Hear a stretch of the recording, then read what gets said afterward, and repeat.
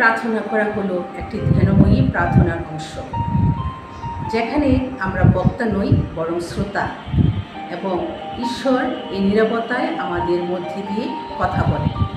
আমরা ঈশ্বরের কথা শোনার জন্য হৃদয় দিয়ে প্রার্থনা করি।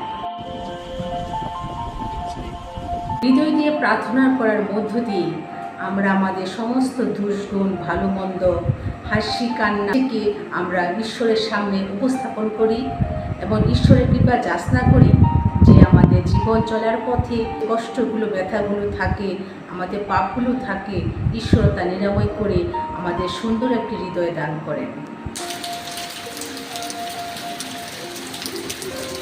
হৃদয়ে প্রার্থনা করার জন্য সর্বপ্রথম যে বিষয়টি প্রয়োজন তা হলো গভীর নীরবতা।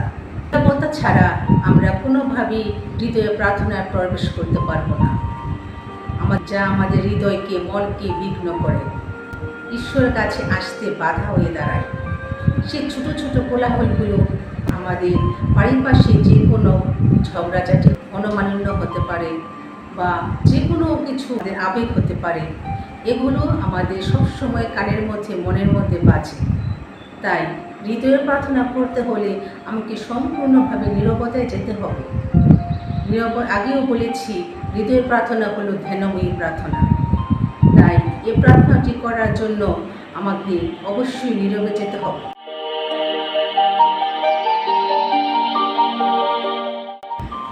আমরা যদি পবিত্র বাইবেলে প্রথম রাজাবলী 19 অধ্যায় 11 থেকে 13 পদে দেখি, প্রভু এলিয়াজার সাথে ঈশ্বরের সাক্ষাৎ।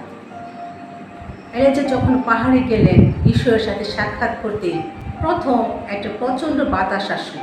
সে বাতাসে ঈশ্বর ছিলেন না। তারপর হলো ভূমিকম্প, সে ভূমিকম্পেও ঈশ্বর ছিলেন না।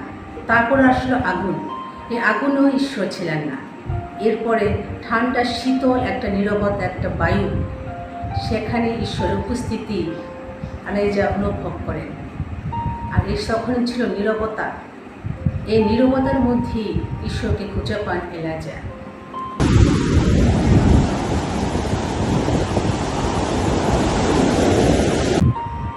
তাহলে আমরা দেখতে পেলাম যে হৃদয়ের প্রার্থনা হলো নীরব ধ্যানমূলক একটি প্রার্থনা। আর এই প্রার্থনাটি করার জন্য নিজেকে যেহেতু নীরব হতে হয়, তাহলে দিনের শুরুতে বা দিনের শেষে আমরা এই ধ্যানময়ী প্রার্থনাটি করতে পারি। এবং এর জন্য আমাকে নীরবে থাকতে হবে, নীরব হতে হবে এবং নিজেকে ঈশ্বরের হাতে সঁপে দিতে হবে, যাতে করে ঈশ্বর আমার জীবনটা সম্পূর্ণভাবে নিয়ন্ত্রণ করতে পারে। আমি জীবনে তখনই সুখী হব ঈশ্বরের সাথে এই প্রার্থনার গভীর সম্পর্ক স্থাপন করে, যখন আমি নীরবে ঈশ্বরের কাছে নিজেকে সঁপে দিতে পারব।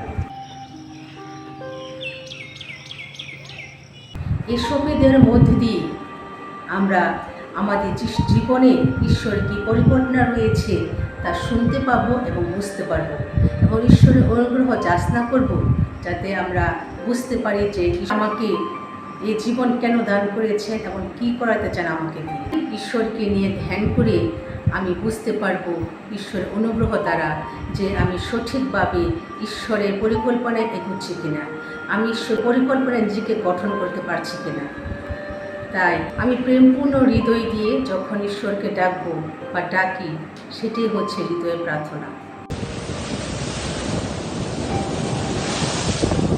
আমাদের সবাইকে আশীর্বাদ করুন, যেন আমরা এক একজন ধ্যানময়ী মানুষ হয়ে উঠতে পারি এবং হৃদয়ের প্রার্থনার মধ্যে দিয়ে ঈশ্বরের সাথে একটি সুন্দর সম্পর্ক গড়ে তুলতে পারি।